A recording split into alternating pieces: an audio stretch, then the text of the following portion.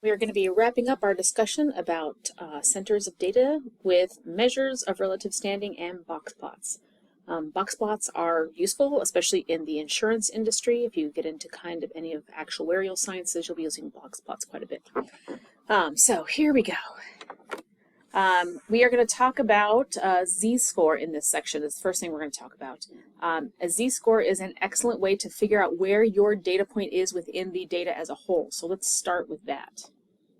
All right, so a z-score, or a standard score, or a standardized value, it has lots of names, but it's just, we call it the z-score, tells you how many standard deviations that particular data point is from the mean, which is a great tool, so you know exactly where that data point is located.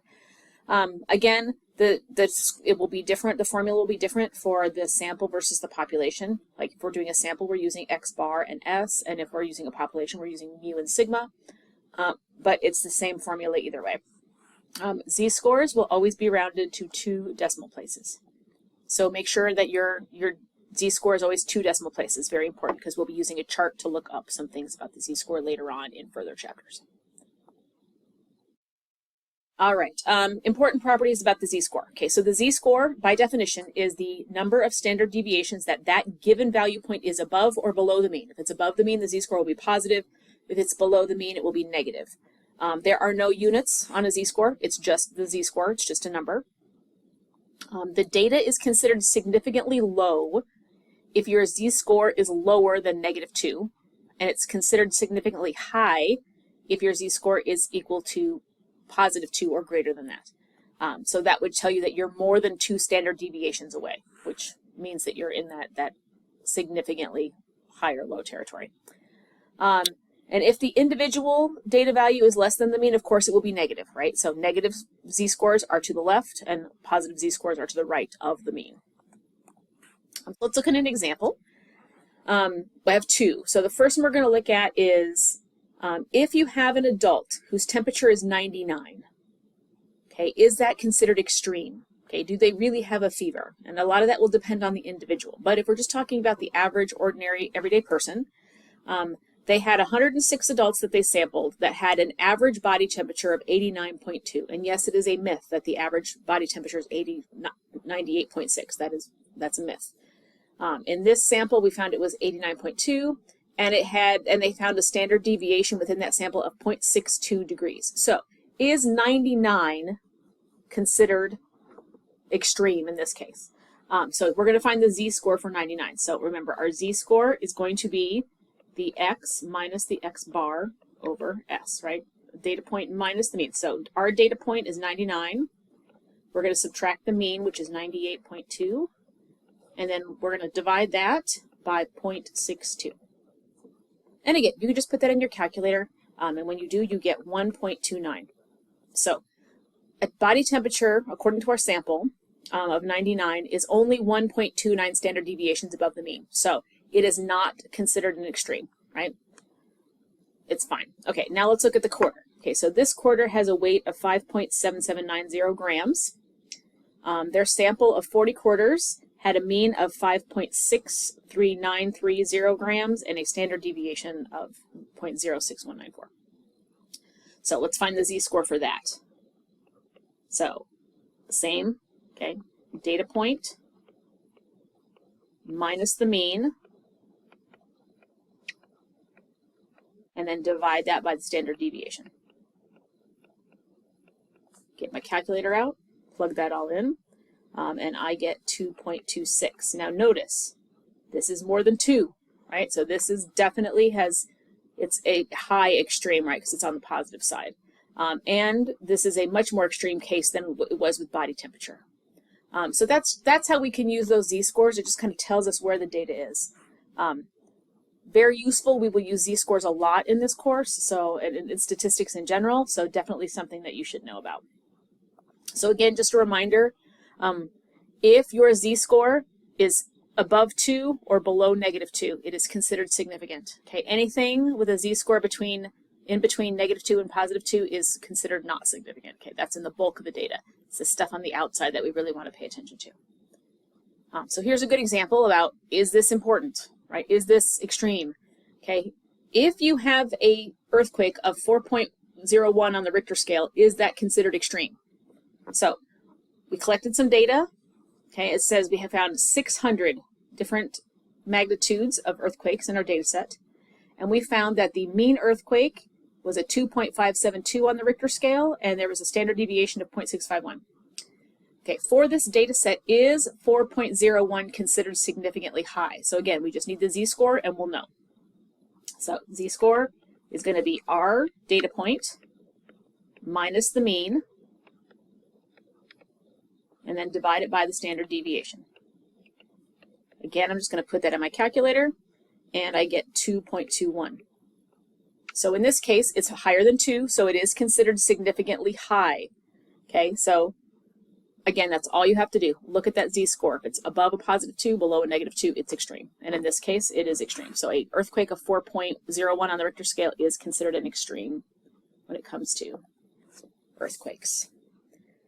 All right, percentiles. It's another place, another thing that we're going to talk about when it comes to data and where it is in reference to all the other data points. And I'm sure that you've heard this before, like when you're a kid and they measure you for your height and they tell you, oh, you're in the 20th percentile. That means you're really short compared to other kids your age. So that's what we're going to talk about. So that's what that little P sub 1, P sub 2. So P sub 1 would be the first percentile. P sub 2 would be the second percentile. P99, P sub 99, that would be the 99th percentile. And you can break them up into single percentiles like tenths, 25th, like quarters, right? 25th percentile, 50th percentile. You can break it up all different kinds of ways. But in general, if you are finding a percentile for your data, you're just going to take the number of data values that are less than your data point and divide that by the total number of data points, multiply that by 100, because we're trying to find a percentage, so multiply by 100. Once you do that, you're all set. So finding percentiles isn't that difficult. That's the good news. It's very similar to finding percentages like you would in any other thing. So let's go back to our Space Mountain example. We like that example. All right, so this says we have a data set here of 50 wait times at 10 a.m. on Space Mountain. It says, and they are arranged in order for us, which is very nice. It says, find the percentile for the wait time of 45 minutes. Okay, so 45 minutes is right here. Okay, so according to the definition we just had, if we want to find the percentile, so we want to find the percentile for that guy. Okay, we have to count how many are less than that value. So 1, 2, 3, 4, 5, 6, 7, 8, 9, 10, 14, 15, 16, 17, 18, 19, 20, 21, 22, 23, 24, 25, 26. All right, there are 36 wait times that are lower than 45, and it says that there were, let's see, there's 50 here, right, because there's 10 in a row and there's 5 rows. So there are 50, and then we're going to multiply that by 100. Again, put in your calculator, whatever it is you need to do, although if you're really savvy, just multiply this by 2, right, because that would make this 100. Multiply this by 2, that would be 72%. So if you are waiting 45 minutes is the 72nd percentile. You can write it like that. Oops, I spelled percentile wrong. Let me try that again. Percentile. There we go. If you wanted to, you could write P, and this is the 72nd percentile, is equal to 45 minutes. That's another way you could write it. So there's different ways that you can write percentile. I kind of like the shorthand way. I'm a bigger fan because less writing, less time.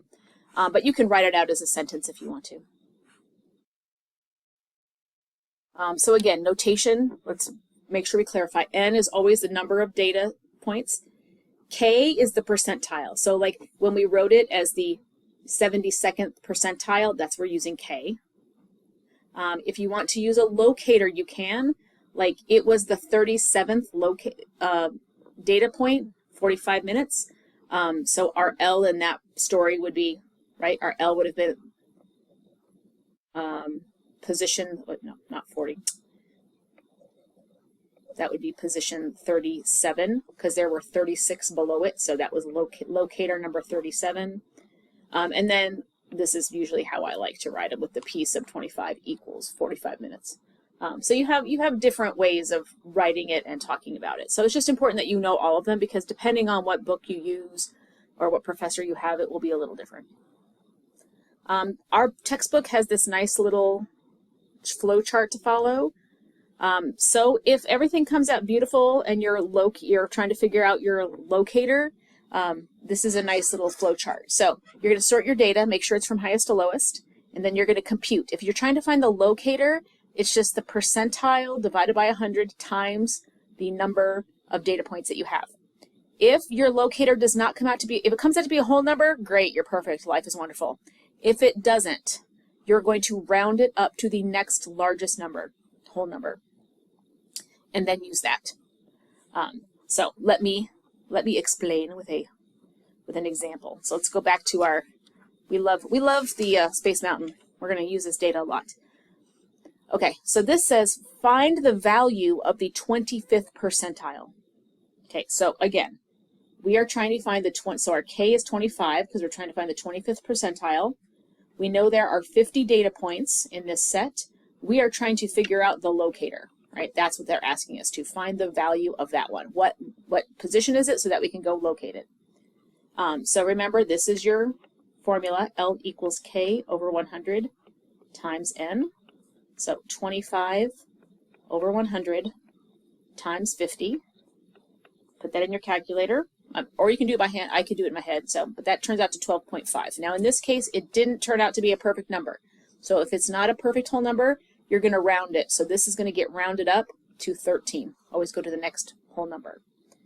So that means that is the 13th value. So there's 10, 11, 12, 13. That is your 13th position. So your locator in this point would be 25 minutes. So 25 minutes. So P sub 25 is going to be equal to 25 minutes. That's the 25th percentile. So process is very easy. You just use the formula, plug in the values. You have to be able to identify all those values though, and that's the hard part. For most people anyway. Quartiles you will hear a lot, especially if you're talking about data, educational data. We talk about quartiles a lot. Who's in the upper quarter, who's in the bottom quarter, who's in the middle. So we talk about these a lot. So we will denote those as Q1, Q sub 2, Q sub 3.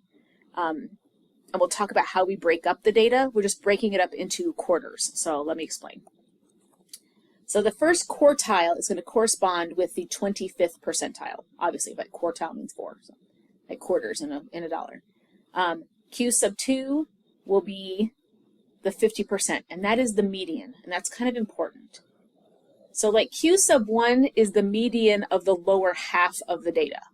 Q sub 2 is the median of all the data, which means that Q sub 3, that's going to be your 25th percentile, that will be the median of the top half of your data. Now, just so you know that there is, just put a caution here because this is something we need to talk about. There is no universal agreement on the exact way to do any of this. Every book is going to be a little bit different. Every person is going to do theirs a little bit differently. So just make sure, and if you're using different technologies, you may use one software package that gives you a different answer than another software package. So just make sure that you're being very clear about how your software package or your work is being done. But these are the kind of, this is what we're going to use for this discussion. So there are some things that you can do with those quartiles, and that's really what we're going to work with, is we can find the interquartile range, and that's going to be the inside 50%. So if the median's in the middle, you want the quartile on either side. So that's the half of the data that's in the middle. You can find the interquartile range, which is Q3 minus Q1 divided by 2. You can find the mid-quartile, which is Q3 plus Q1 divided by 2. And you can find the 1090 percentile range by just taking the 90th percentile and subtracting the 10th percentile. This is all different things that you can do just depending on the problem and what you're doing. There is no one-size-fits-all for any of this stuff, so just keep that in mind. But what we really want to use is we want to find these quartiles so that we can do what's called a 5-number summary. This 5-number summary is going to help us create box plots. Box plots are used all the time in the actuarial sciences, which is all just the study of data. A lot of insurance companies hire actuaries to do work to figure out how much they should charge you for insurance. So if you're mad about that, talk to a actuarial, because they're the ones to blame. But this is what you need. This is the 5 numbers we're looking for. We're looking for the minimum value and the maximum value, highest and lowest. we're finding the second quartile, which again is the median, right? So that's going to be our number in the middle. And then we want the median of the lower half, which is the first quartile, and the median of the second half, which is the third quartile. Those 5 numbers are what we need to create a box plot. That's all we need. So we're going to go back to our Space Mountain data, and we're going to create a 5-number summary from this, and then we're going to create a box plot. All right, so here is our data.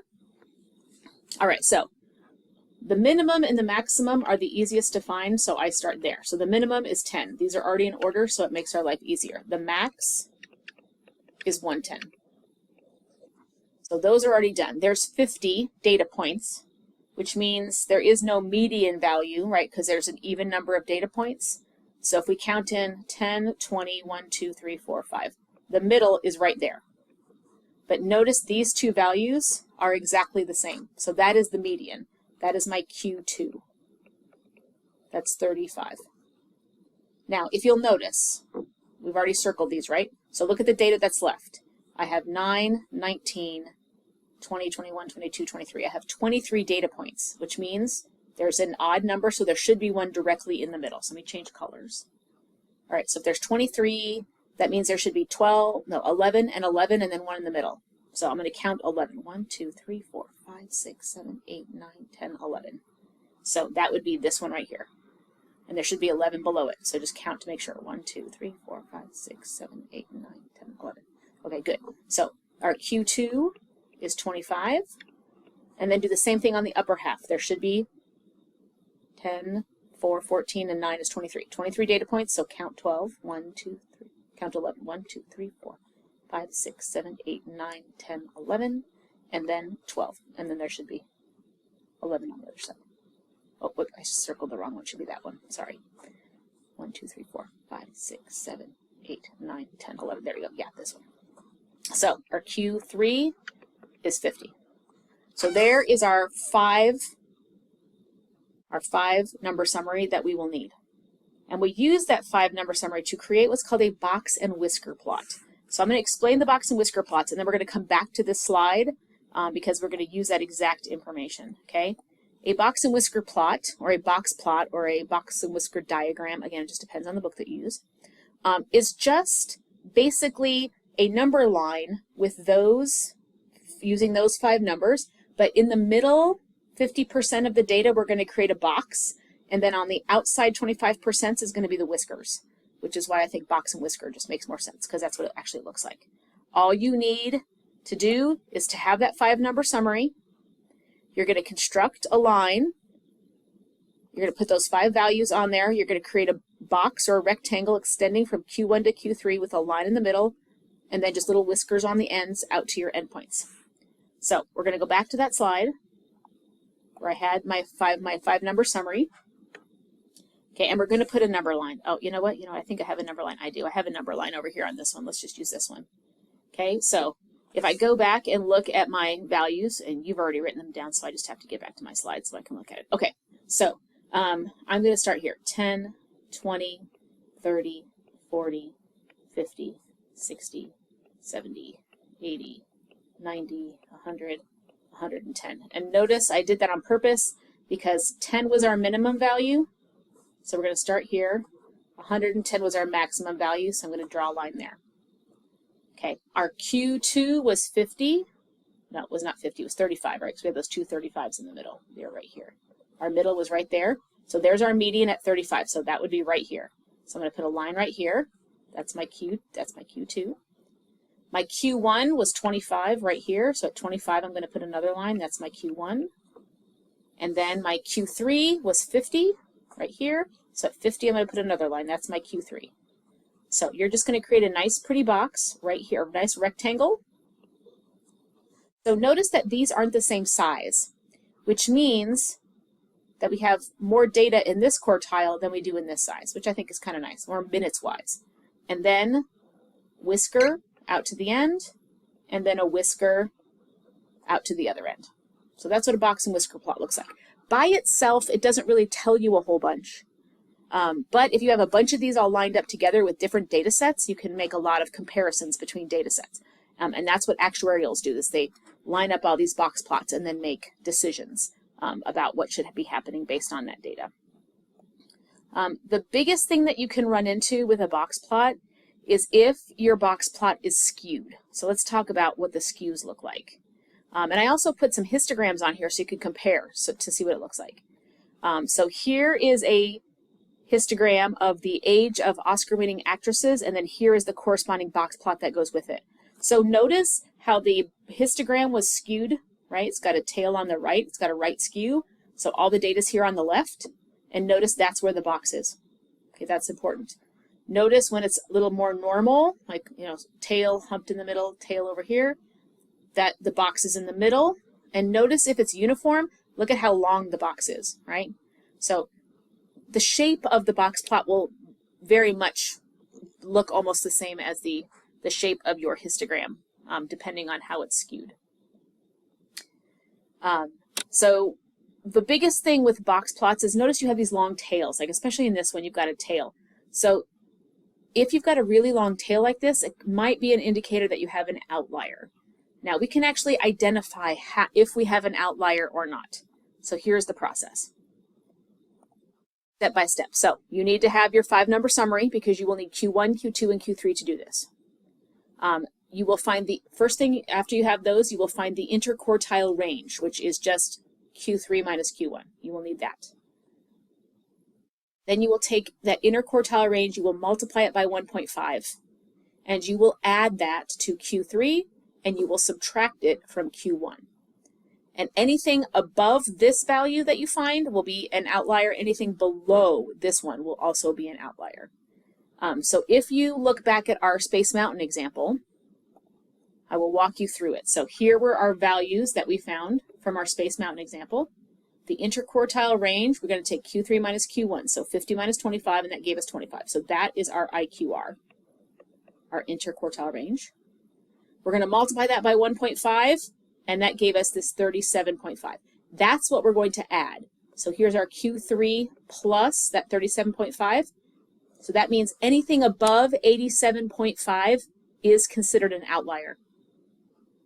Okay, and then you do it on the low side as well. You take your Q1 and you subtract that amount. So here's my Q1, and then I subtract that same amount, and I get negative. Well, nobody can wait in line a negative number of minutes. So this is kind of a nonsense answer. We don't even have to pay attention to that because we can't have a negative wait time when it comes to waiting in line.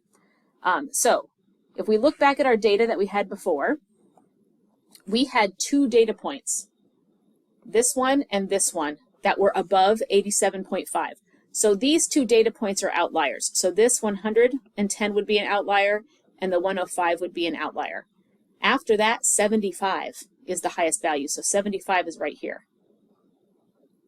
So by negating this part over here and just putting these little asterisks and just making the tail look like that on the right-hand side, that's what we would call a modified box plot because we've added in the outliers. So if you don't use the outliers, that's just a box plot. If you do use the outliers, that's a modified box plot, which would look like that in the red. So it would look exactly the same on this end. The box here would look exactly the same. It's just this end point would be slightly different. So that hopefully that helps you deal with some box plots. You can go try on your own, and that will end our discussion of centers. So hopefully we'll see you for the next unit. Thanks.